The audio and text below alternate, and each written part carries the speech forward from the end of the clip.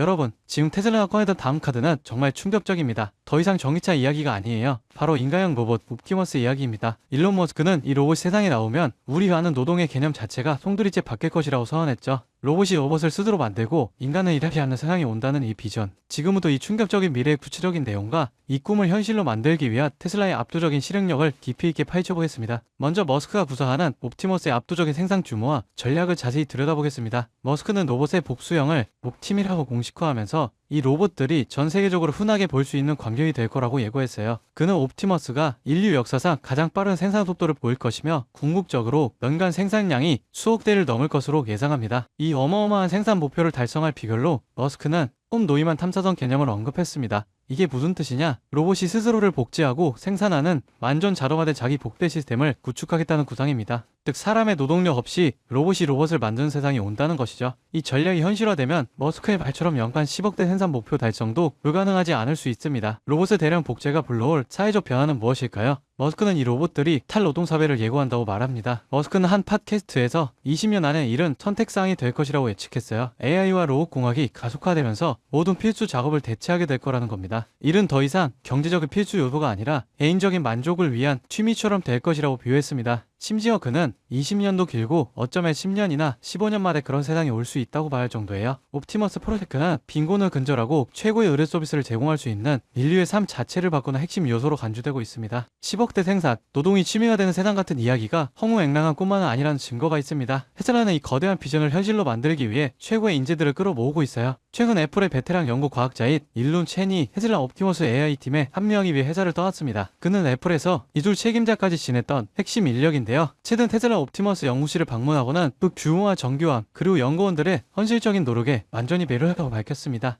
특히 테슬라의 문화, 즉 초도 반복을 통한 미친 아이디어를 실행하는 문화에 큰 인상을 받았다고 하는데요. 결국 테슬라의 이 미래지향적인 비전과 압도적인 실행 문화가 최고의 인재들을 움직이며 비전을 현실화하고 있는 겁니다. 일론 머스크의 옵티머스 비전은 여전히 공상과학처럼 들릴 수 있습니다. 하지만 테슬라는 이 목표를 달성하기 위해 로봇이 로봇을 만드는 시스템을 제시했고 애플의 핵심 인재까지 영입하며 실행력을 증명하고 있습니다. 이 로봇들이 정말로 현실화될 때 우리가 살게 될 세상은 지금과는 완전히 달라질 거예요. 테슬라의 로보틱스 프로젝트, 앞으로도 계속해서 주목해야 할 가장 중요한 포인트입니다.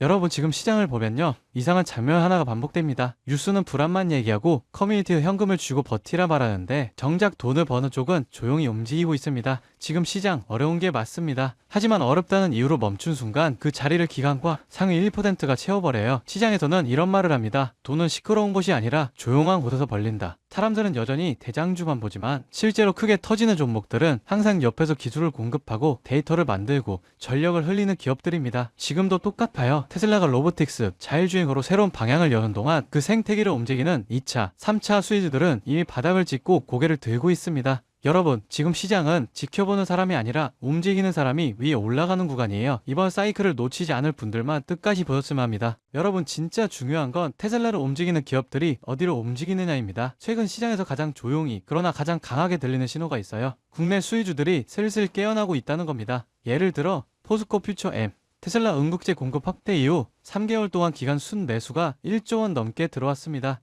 에코프로 BM은 전기차 침체 예의가 나오는 와중에도 테슬라, BYD, CATL의 생산량 증가 전망에 맞춰 실적 컨센서스가 다시 올라오고 있어요.